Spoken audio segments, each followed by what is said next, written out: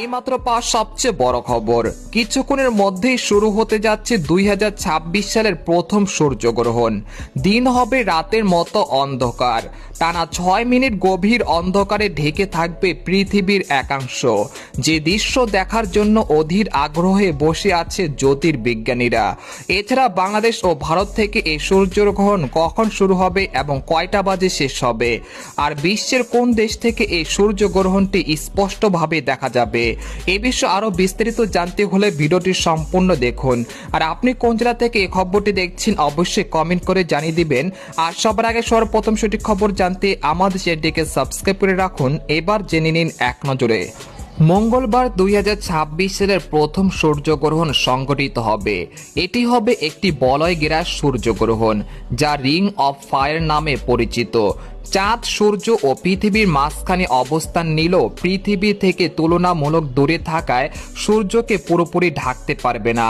ফলে সূর্যের চারপাশে আগুনের মতো বলয় ঘেরা সূর্য সৃষ্টি হবে। এই সময় সূর্যের প্রায় 96% চাঁদ আড়ালে থাকবে। আন্তর্জাতিক সময় অনুযায়ী সূর্যগ্রহণটি শুরু হবে সকাল 7টা 1 মিনিটে এবং এর সর্বোচ্চ স্থায়িত্ব হতে পারে 2 মিনিট 20 সেকেন্ড।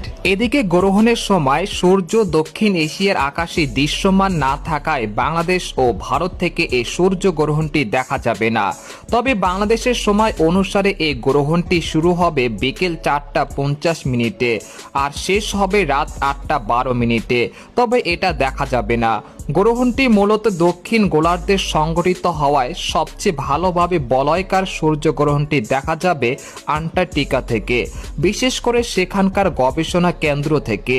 এদিকে ইসলামিক দৃষ্টি অনুসারে সূর্য ও চন্দ্রগ্রহণের সময় দীর্ঘ কেরাত সহ নামাজ আদায় করা, দোয়া, কোরআন তেলাওয়াত ও জিকির করা, দান সদকা ও তওবা ইস্তিগফার করা, হাদিসের অনুযায়ী গ্রহণ দেখা মাত্রই নামাজ ও দোয়া করা। তো এছাড়া খবর এরকম ইন্টারেস্টিং খবর জানতে আমাদের সাথেই থাকুন। ধন্যবাদ।